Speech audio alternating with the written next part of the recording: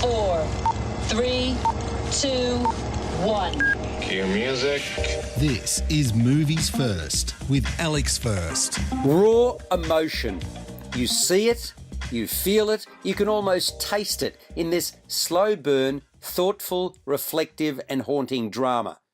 There are some films that you look back on and say they were the makings of, or breakthrough role for such and such an actor. I am, for instance, thinking of Winter's Bone for Jennifer Lawrence.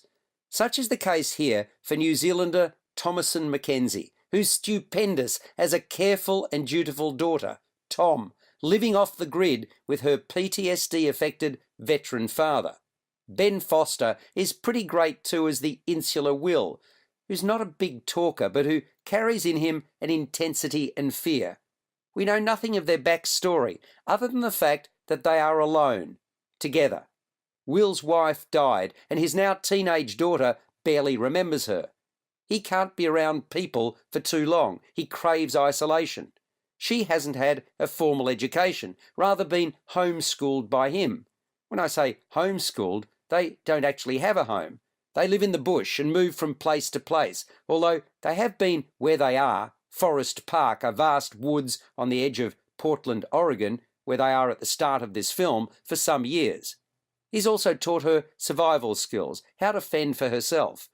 When the pair is discovered as a result of a chance encounter, their lives change, and she comes to recognise her needs and not his, and vice versa. The real-life story that Leave No Trace is inspired by has become something of a legend in Portland, and was reported on in the Oregonian and elsewhere. A girl and her father were discovered to have been living for 4 years in the nature preserve bordering the city's downtown area. They ventured into Portland only to collect his disability checks and to shop for what they couldn't grow. The girl was healthy, well cared for, and tested academically above her age. After being relocated to a horse farm where the father was able to find a job, the pair soon disappeared. You're listening to Movies First. For more, like us on Facebook and follow us on Twitter. Writer Peter Rock, intrigued by the mystery, created a fictionalised version of the tale that filled in the unknowable details. That became his novel titled My Abandonment.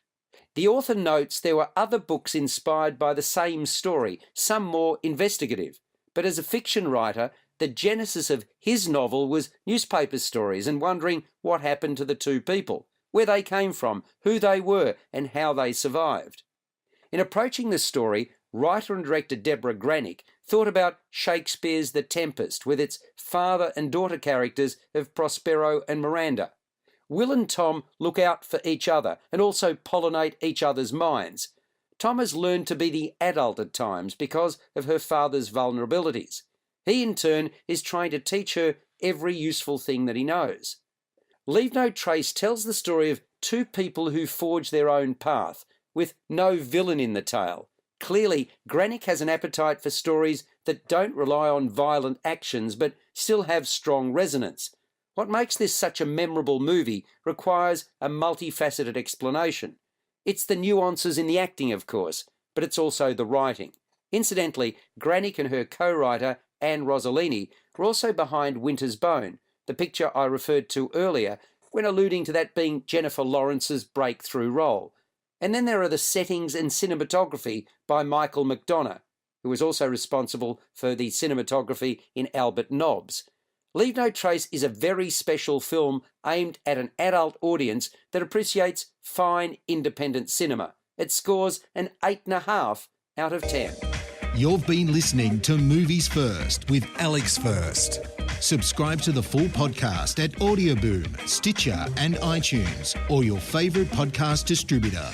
This has been another quality podcast production from Bytes.com.